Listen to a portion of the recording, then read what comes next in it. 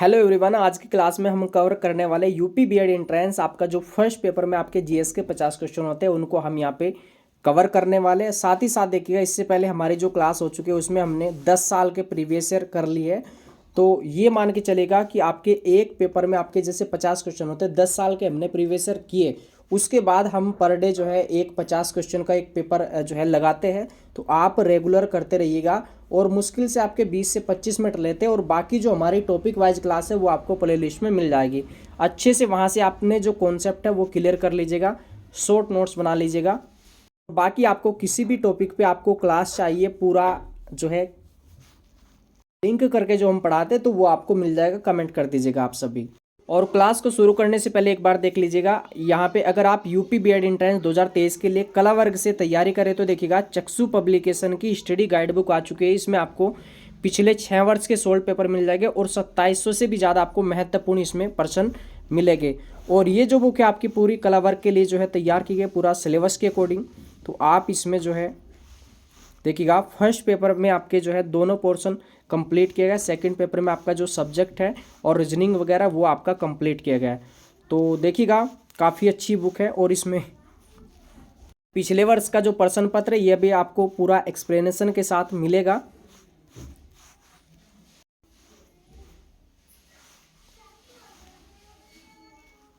और इस बुक का जो कंटेंट है देखिएगा, यहाँ पे आपका जो है हिस्ट्री की थ्योरी दी गई है, आपके अलग अलग सब्जेक्ट की दी गई है, बहुत ही अच्छे से कवर किया गया आपका। और जो भी आपके ये लिस्ट है, कॉलम है, इसमें आपका पूरा टॉपिक का जो निचोड़ होता है वो दिया गया इसमें। और जैसे ही टॉपिक कंप्लीट होता है उसके बाद आपको प्रैक्टिस के लिए क्वेश्चन इसमें आपको मिलेगा। तो काफ़ी अच्छे से इससे अपनी तैयारी जो है कर सकते हैं। और चक्षु पब्लिकेशन की स्टडी गाइड बुक के साथ साथ देखिएगा, इनका जो है प्रैक्टिस सेट भी आता है। इसमें आपको 15 प्रैक्टिस सेट मिलेगा और 6 वर्ष के 16 पेपर, कुल मिला के आपको इसमें 21 पेपर मिलने वाला है। और इससे तैयारी आपकी जो है और मजबूत होगी। अगर आप ये जो स्टडी गाइड बुक है और प्रैक्टिस सेट, अगर आप अपने सब्जेक्ट की स्टडी गाइड बुक और प्रैक्टिस सेट अपने नज़दीकी बुक स्टोर से ले सकते हैं। अगर आप ऑनलाइन मंगाना चाहते हैं तो देखिएगा डिस्क्रिप्शन में लिंक दिया गया है, वहाँ से भी जाके आप इसको मंगा सकते हैं। अब शुरू करते हैं आज की क्लास को। और यहाँ पे देखिएगा, सबसे जो पहले क्वेश्चन दिया गया आपका, इसमें आपको सभी को जो है कमेंट करके बताना आपने कितना क्वेश्चन राइट किया और कितना क्वेश्चन नया मिला। और जो भी नया क्वेश्चन मिलता है आप उसको जो है अपने नोट्स में लिख सकते हैं। इससे आपको काफ़ी ज़्यादा मदद मिलेगी आपको एग्जाम में।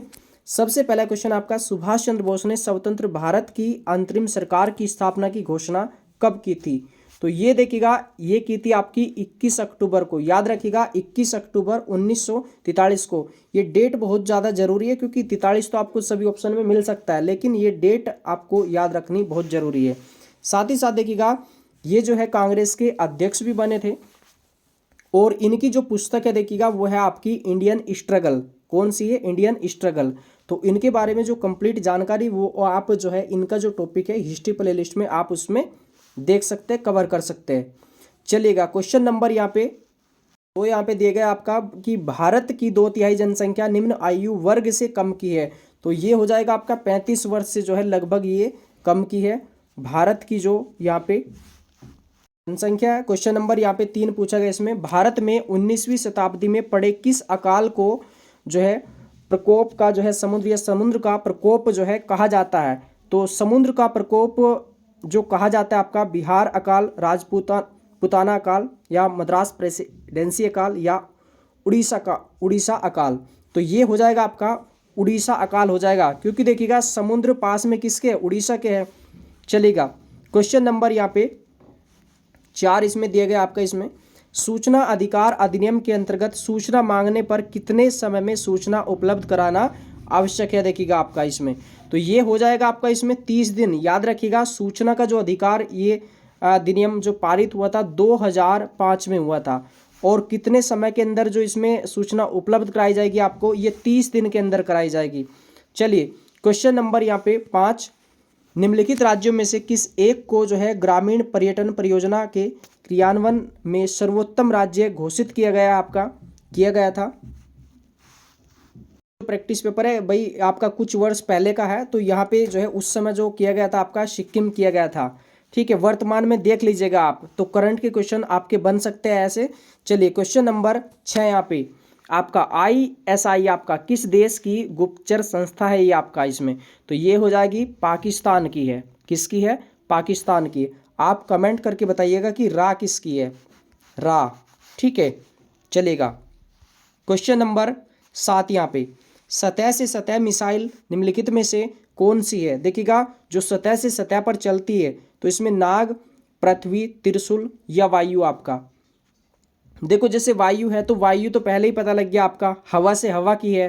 त्रिशूल है, त्रिशूल कौन सी होगी भाई? त्रिशूल आपने देखा होगा, आपने मंदिर में जाते होगे तो त्रिशूल आपने हमेशा ऐसे देखा होगा। ठीक है, ऐसे गड़ा हुआ देखा होगा त्रिशूल। तो ये कहाँ से टच है आपका? सतह से है ना, या धरती से है, और ये ऊपर की ओर जा रहा है तो ये हो जाएगी सतह से वायु हो जाएगा आपका इसमें। और पृथ्वी, तो पृथ्वी पता चल रहा है आपका, सतह से सतह आपका। पृथ्वी कहाँ है? हम कहाँ चल रहे हैं? पृथ्वी पे, सतह पे चल रहे हैं। तो ये सी ऑप्शन हो जाएगा आपका इसमें राइट। क्वेश्चन नंबर यहाँ पे 8 दिया गया, इसमें चारों वेदों में से सबसे प्राचीन वेद सभी को पता होगा आपका, ये हो जाएगा ऋग्वेद, दूसरा आपका सामवेद, तीसरा यजुर्वेद और चौथा अथर्ववेद। अगर बात की जाए सबसे जो आपका महत्वपूर्ण आपका जो वेद है या श्रेष्ठ वेद की बात की जाए तो श्रेष्ठ जो वेद है वो कौन सा हो जाएगा? ये हो जाएगा आपका अथर्ववेद। सर्वश्रेष्ठ वेद पूछे तो अथर्ववेद होगा। इसका डिटेल वीडियो आपको जो है दे दिया गया, वो देख लीजिएगा। अगर बात की जाए औषधि की, औषधि की चर्चा किसमें की गई आपकी? तो ये क्वेश्चन जब मैंने एंट्रेंस दिया था उस समय पूछा गया था कि औषधि की चर्चा किस वेद में की गई। ऐसे औषधि, ऐसे अथर्ववेद।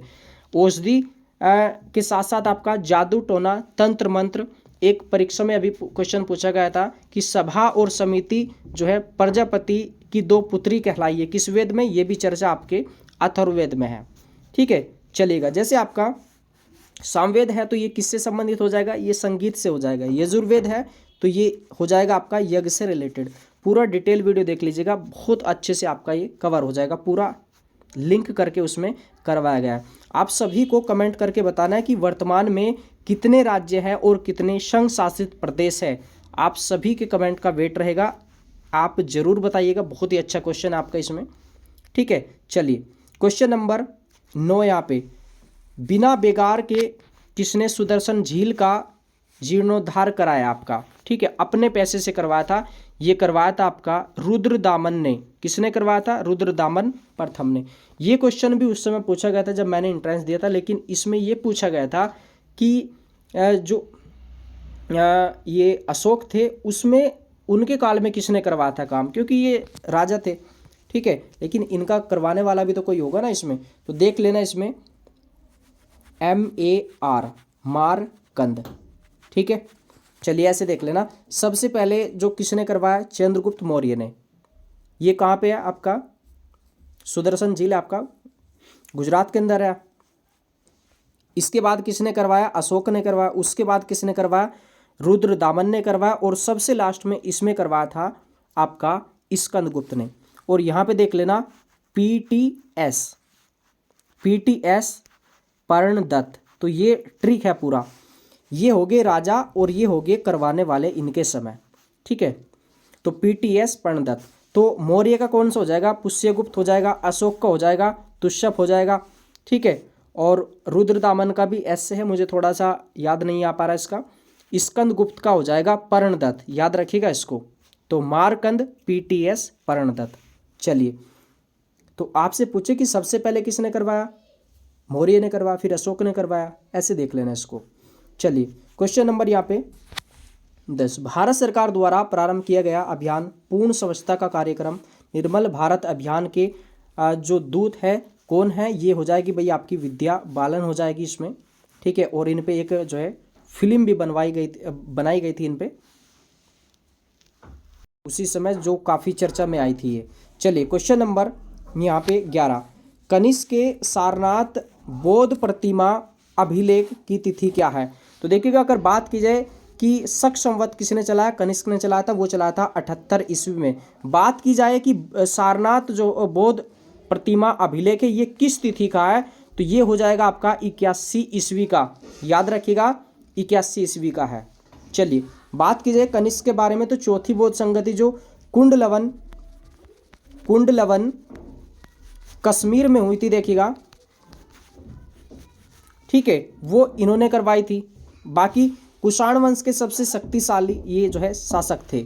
चलिए भाई ये क्वेश्चन आपका करंट अफेयर का है इसमें, और काफ़ी जो है क्वेश्चन ओल्ड हो चुका है। 9 मार्च को 2015 को प्रधानमंत्री नरेंद्र मोदी ने देश में विकसित प्रथम वैक्सीन को लॉन्च किया, मतलब किया गया था इसमें ओरल टाइफाइड को जो है को किया गया था। और देखिएगा क्वेश्चन आपके करंट अफेयर के कैसे पूछा जाता है। जब इन्होंने पहली बार शपथ ली थी तो किस देश में गए, फिर एक क्वेश्चन जब ये दूसरी बार बने तो दूसरी बार किस देश में गए, ऐसे आपके क्वेश्चन पूछे जा सकते हैं। चलेगा, तो करंट अफेयर भी थोड़ा अच्छे से देख लेना, 3-4 क्वेश्चन आपके पूछे जाएंगे आपकी परीक्षा में। चलिए क्वेश्चन नंबर 13, उत्तर प्रदेश में न्यूक्लियर परमाणु ऊर्जा स्टेशन कहाँ स्थित है। परमाणु ऊर्जा केंद्र उत्तर प्रदेश के अंदर ये नरोरा बुलंदशहर में है, याद रखिएगा नरोरा बुलंदशहर। राजस्थान में है रावतभाटा, ठीक है, और कर्नाटक के अंदर है कैगा। कुंडनकुलम जो ये है आपका, ये तमिलनाडु के अंदर है। तो पूरा ये टॉपिक करवाया हुआ है परमाणु ऊर्जा केंद्र का। चलिए क्वेश्चन नंबर, और यहाँ पे देखो थोड़ा सा ना इसी टॉपिक से रिलेटेड यहाँ पे पूछा जाएगा। एक नाभिकीय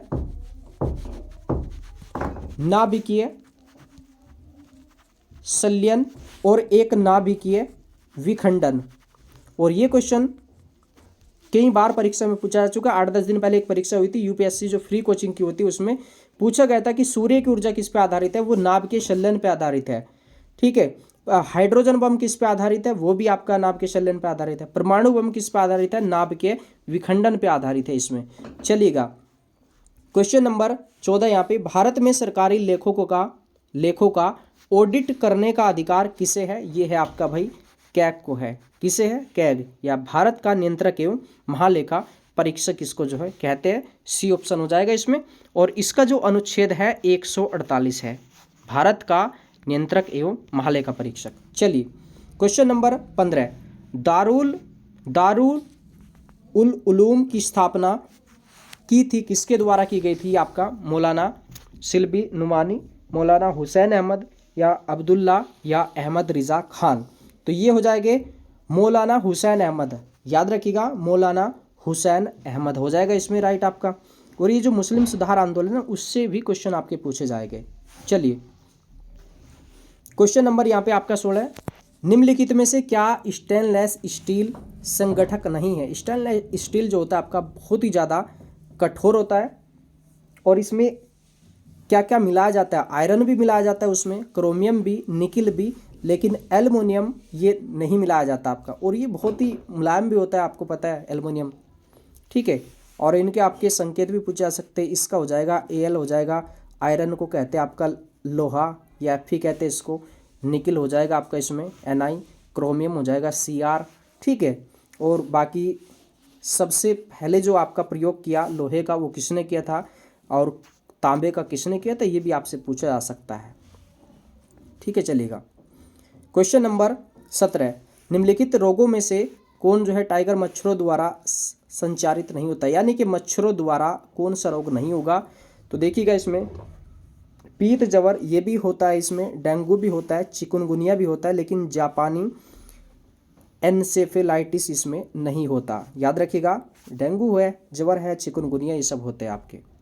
चलिए क्वेश्चन नंबर 18, यहाँ पे दिया आपका टेट्रा इथाइल लेड आपका TEL, ये क्या है आपका, एक एंटीऑक्सीडेंट, एक एंटी नॉक यौगिक, या एक एंटी रिडोक्टेट। ये हो जाएगा आपका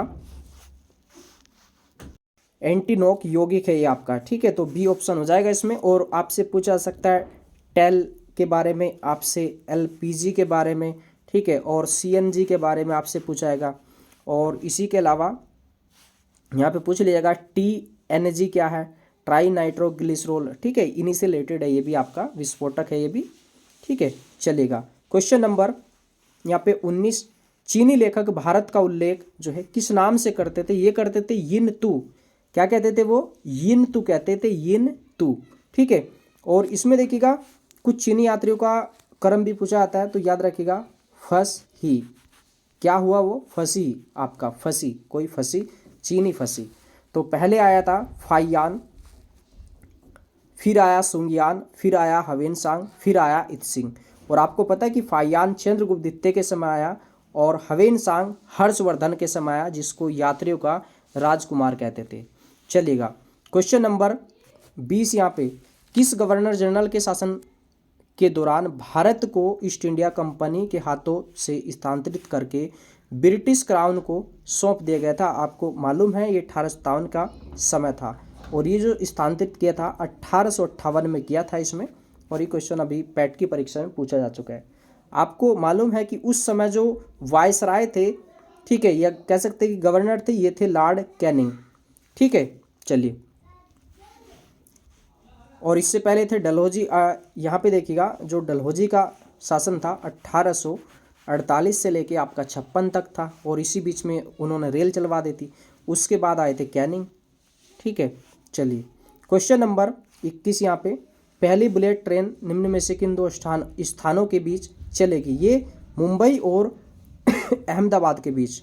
याद रखिएगा मोदी जी है, तो इसलिए मोदी जी जो है आपका गुजरात से, यानी कि आपका अहमदाबाद से जो है आपका मुंबई के बीच चलवाएगा इसको। और मुंबई में भी आपको पता है कि काफ़ी बड़ी बड़ी हस्ती है।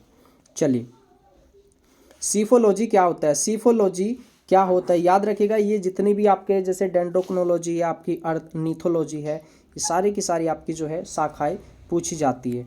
तो ये आपका सीफोलॉजी क्या होता है? तो ये होता है आपका चुनाव, मतदान आदि का सांख्यिकी अध्ययन। जैसे आपको जनांकिकी कहते हैं, जनांकिकी किसको कहते हैं? तो इसमें जनगणना से रिलेटेड जो आंकड़े होते हैं उसको कहते हैं। चलिए क्वेश्चन नंबर यहाँ पे जो है 23 दिया गया, इसमें बार पिंड किस में पाया जाता है? शुक्राणु में, सर्टोली कोशिका, या मादक कायिक कोशिका, या नर कायिक कोशिका में? तो ये जो पाया जाता है आपका, ये मादक कायिक कोशिका में पाया जाता है बार पिंड आपका इसमें। चलिए क्वेश्चन नंबर यहाँ पे आपका 24, काफ़ी अच्छा क्वेश्चन है ये भी।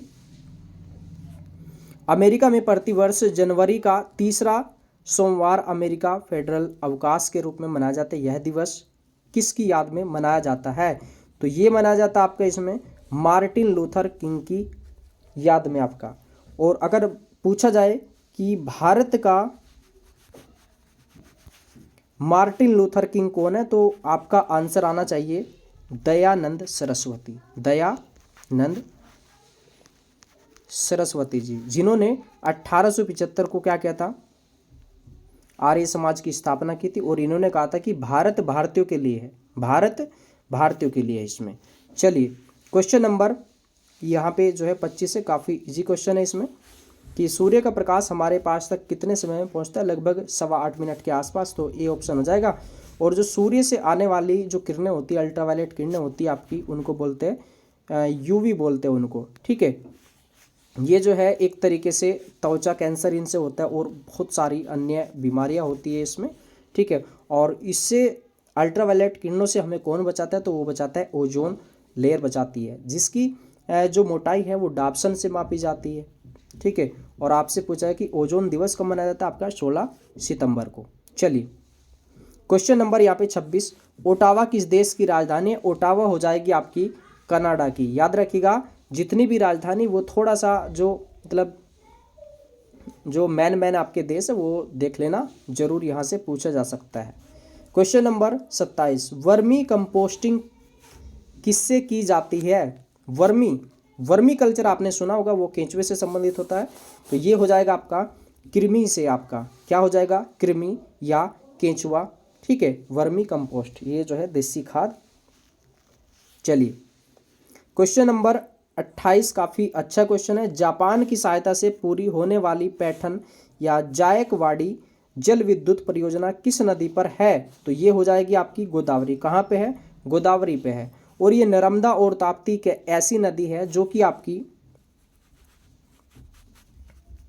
मध्य प्रदेश में अमरकंटक की पहाड़ियों से निकल के कहाँ की ओर चलती है? ये आपका पश्चिम की ओर चलती है। ठीक है, कहाँ गिरती है?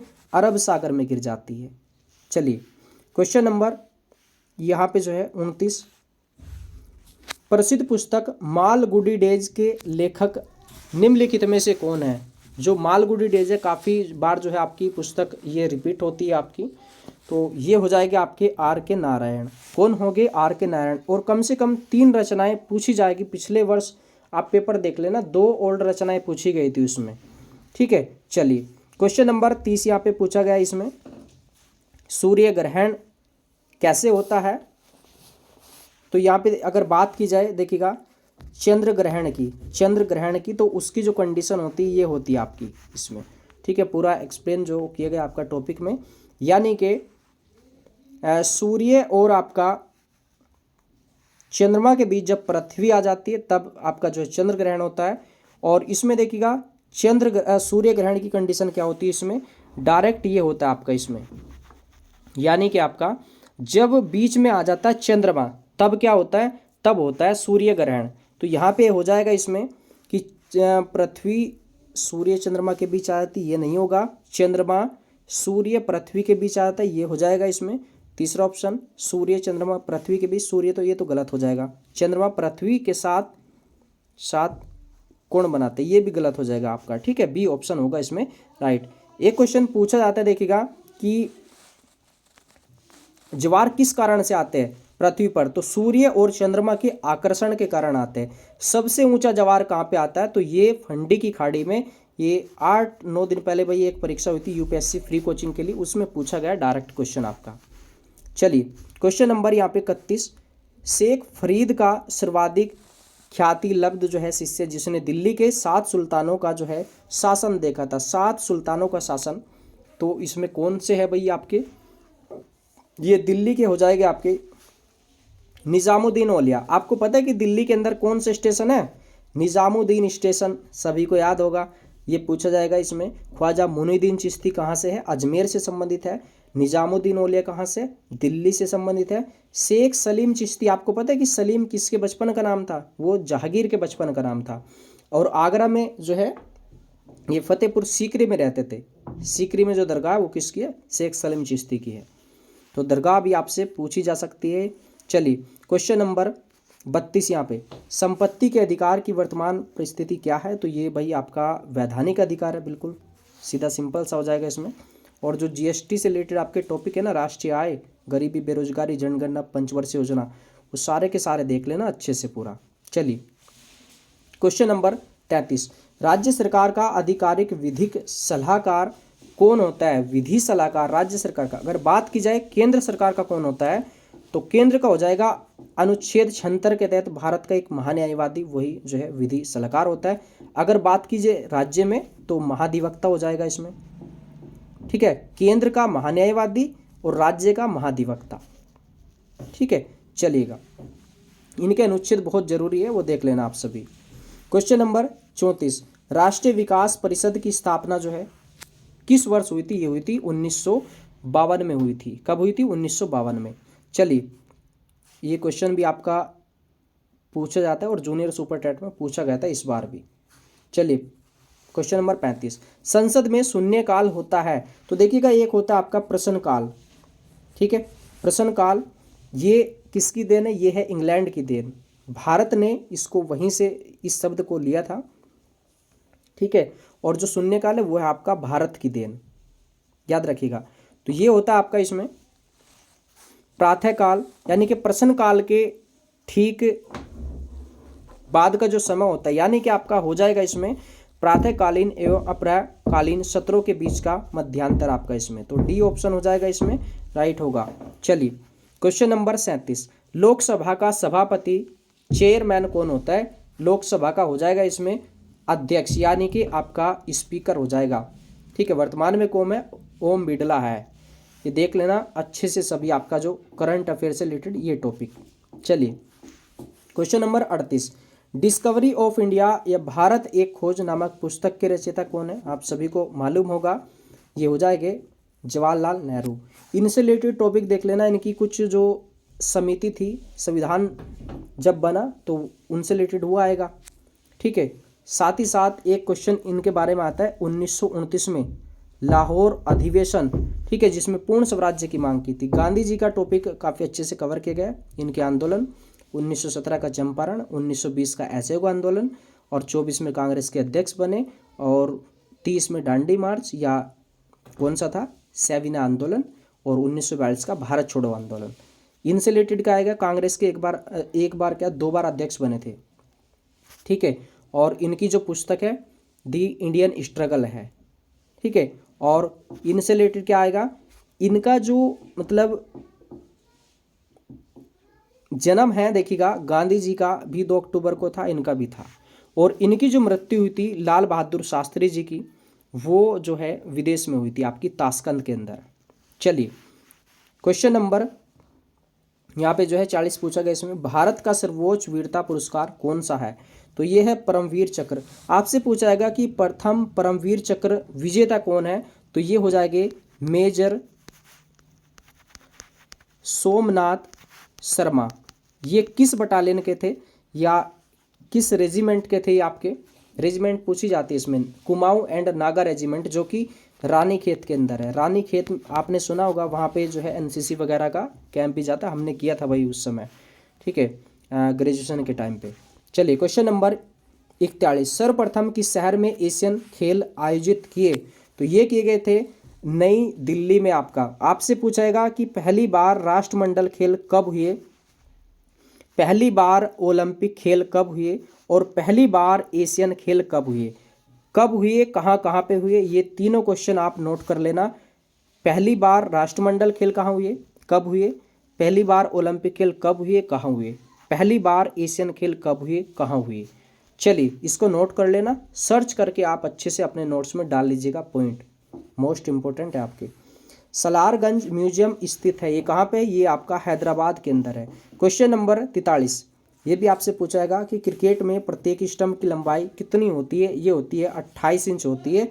इनसे रिलेटेड पूछा जाएगा, शब्दावली पूछ ली जाएगी, ट्रॉफी पूछी जाती है आपकी बैडमिंटन से रिलेटेड, ठीक है, हॉकी से रिलेटेड, आपके बास्केटबॉल से रिलेटेड, ठीक है, चलेगा।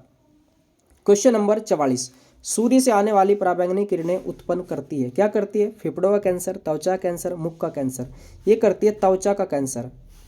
चलिए क्वेश्चन नंबर 45, यहाँ पे रेशम के कीड़े किस जो है अवस्था में रेशम की प्राप्ति होती है, तो भाई देखिएगा जैसे मेंढक का कहीं जो बनता है चक्र होता है उसमें भी, तो ऐसे ही आपका ये रेशम का कीड़ा होता है।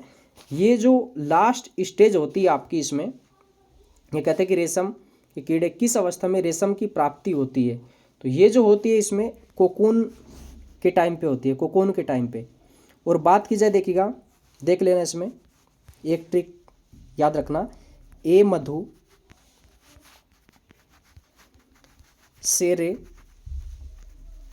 मछली पीस, ए मधु सेरे मछली पीस। एपीकल्चर मधुमक्खी से, सेरीकल्चर रेशम से, और मछली पालन से हो जाएगा पीसी कल्चर। ये एपीकल्चर, सेरीकल्चर, पीसी कल्चर एक से लगता है, ए मधु सेरे मछली पीस। ये पूरा टॉपिक आपको प्ले लिस्ट में मिलेगा आपको, साइंस वाली।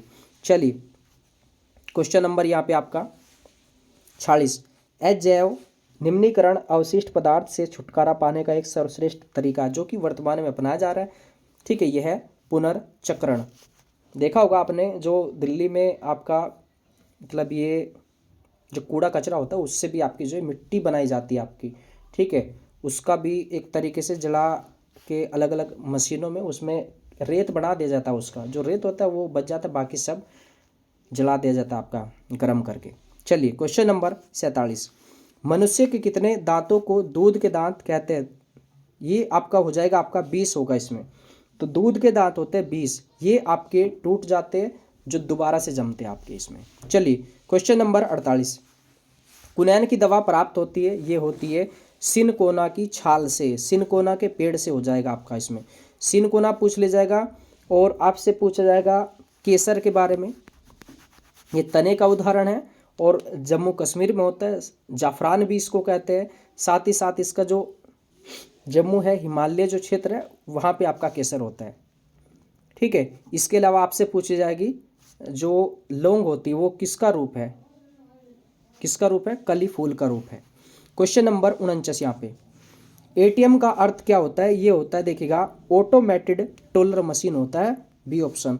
और ये जिस समय मैंने एंट्रेंस दिया था उस समय भी आया था। और देखिए आपकी जो है ना क्वेश्चन 8-10 तो रिपीट आराम से हो जाते हैं आपके बीएड एंट्रेंस में। चलिए क्वेश्चन नंबर 50, ये भी क्वेश्चन पूछा गया था उस समय, लेकिन इजी क्वेश्चन था, आसानी से हो गया था। निम्नांकित में से कौन सा एक रक्त समूह सार्वत्रिक रक्तदाता कहलाता है? तो ये कहलाता है ओ कहलाता है। एक बार इंट्रेंस में दिया था कि ओ पॉजिटिव या ओ नेगेटिव होता है इसमें, और ए भी होता है सर्वग्राही।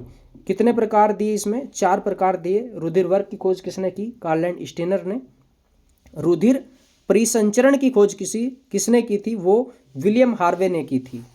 आपसे पूछाएगा रक्त के बारे में, ये अम्लीय होता है, क्षारीय होता है, इसका पीएच मान कितना होता है, और बीपी जो है उसका मतलब रक्त का कितना होता है, ठीक है, अधिकतम और आपका न्यूनतम, यह मनुष्य का, ठीक है, न्यूनतम 80 और जो हाई रेंज होती है उसकी 120, नॉर्मल होता है वो। चलिए, फीडबैक जरूर दीजिएगा आपको आज की क्लास कैसी लगी, और जो भी नए क्वेश्चन मिलते हैं ना उसको अपने नोट्स में लिख लीजिएगा, 8-10 पेज बना लीजिए ऐसे आपके, जो एकदम नया क्वेश्चन लगता है आपको, क्योंकि वहाँ से क्वेश्चन आने का चांस रहेगा। और जैसे आपने 50 क्वेश्चन की, इसमें से अगर आपको 5 भी अच्छे क्वेश्चन मिल गए ना, तो ऐसे आपका एक अच्छा कंटेंट भी रेडी हो जाएगा।